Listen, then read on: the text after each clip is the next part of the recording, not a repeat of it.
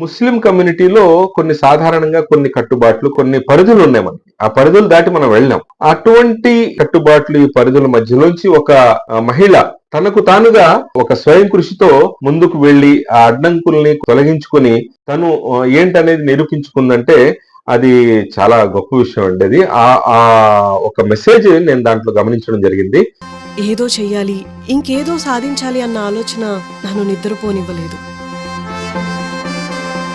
Anyhow ముస్లిం సమాజానికి అవసరమైన ఏదైతే కట్టుబాట్లు ఉన్నాయో అవి చూపిస్తూ, దాంతో పాటుగా ఏదైతే ఒక మహిళ దాని నుంచి ఎలా తను ఎదగగలదో అది క్లియర్ గా చూపించారు మన డైరెక్టర్ ఫిరోజ్ గారు.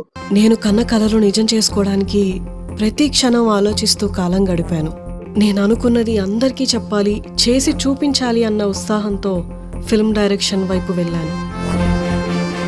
ఇంతకు ముందు కూడా గతంలో అనేక షార్ట్ ఫిల్మ్స్ ఆయన తీయడం జరిగింది.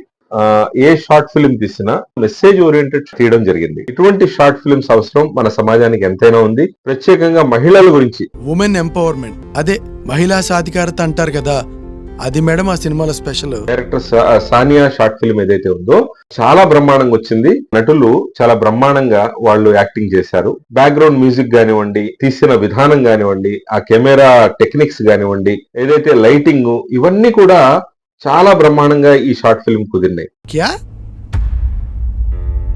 కెమెరా చాహియే ఉస్కో, ఆలియా కా ఫోన్ దో.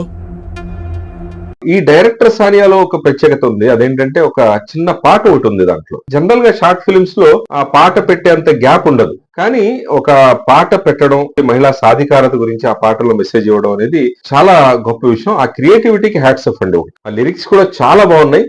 ఏదైతే షార్ట్ ఫిల్మ్ నడుస్తుందో దానికి తగ్గట్టుగానే పాట ఉంది.